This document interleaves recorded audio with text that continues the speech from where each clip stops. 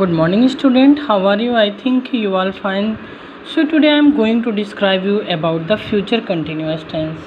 Okay student, तो future continuous tense को recognise कैसे करेंगे, इसके पहचानने का तरीका क्या है।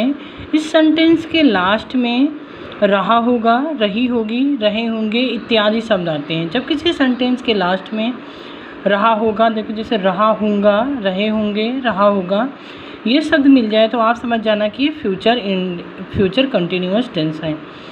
तो इसको सॉल्व करने के जो नियम हैं, पॉजिटिव सेंटेंसेस में आई व वी के साथ शैल बी का यूज करते हैं व अन्य सभी सब्जेक्ट के साथ हेल्पिंग वर्ब विल बी का प्रयोग होता है।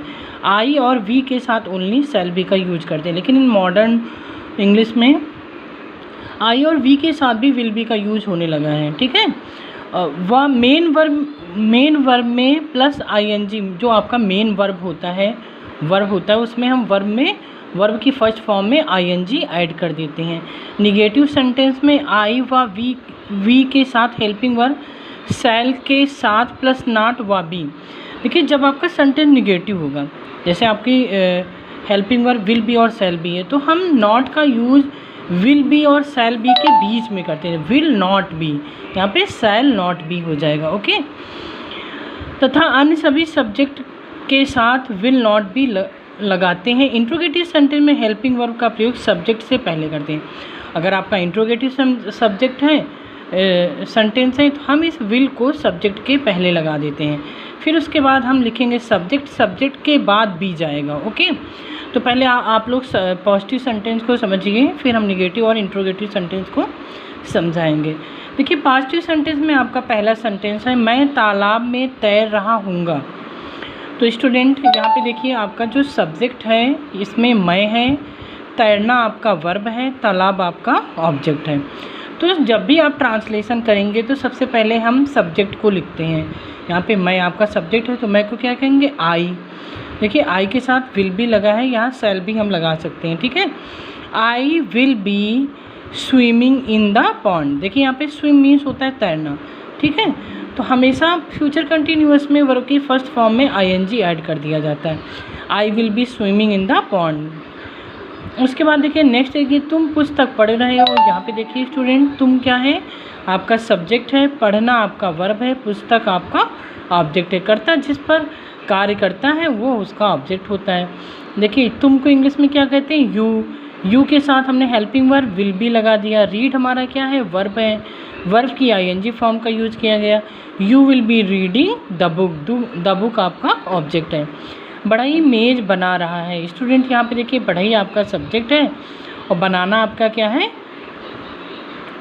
वर्ब है। ठीक है, तो हम बढ़ई को इंग्लिश में कहते हैं the carpenter. The carpenter will be, carpenter के बाद विल बी आपका हेल्पिंग वर्ब है।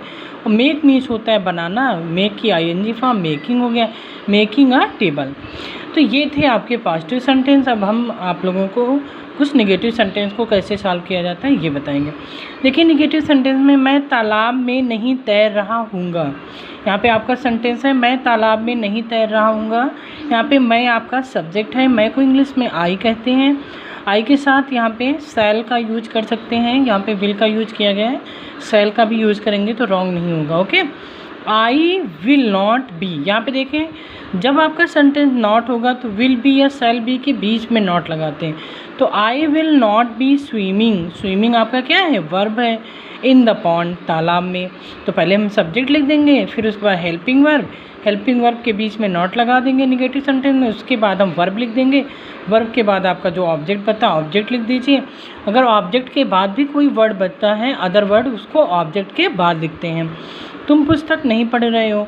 यहाँ पे देखिए तुम हमारा सब्जेक्ट है, तुमको इंग्लिश में कहते हैं यू के साथ विल का यूज किया गया, विल बी के बीच में देखिए नॉट लगा दिया गया, will not be reading the book.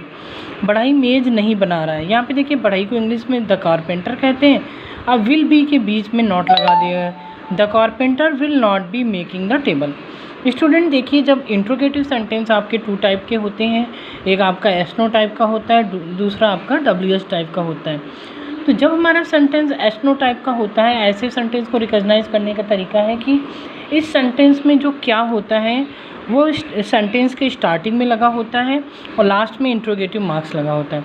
तो तो ऐसे सेंटेंस में हम क्या की स्पेलिंग नहीं लिखते हैं, क्या करते हैं, जो जिस टेंस को हम सॉल्व कर रहे हैं उसकी हेल्पिंग वर्ब हम सेंटेंस के स्टार्टिंग में लगा देते हैं। ये हमारा फ्यूचर कंटिन्यूअस टेंस है, इसलिए हम यहाँ आई के पहले विल लगा दिए। Will I not be swimming in the pond, यहाँ पे shall I not be swimming in the pond भी लिख सकते हैं, ओके। लेकिन अब जो मॉडर्न इंग्लिश हो रही है उसमें शैल बी का यूज कम किया जाता है, विल बी का यूज ज़्यादा किया जाता है।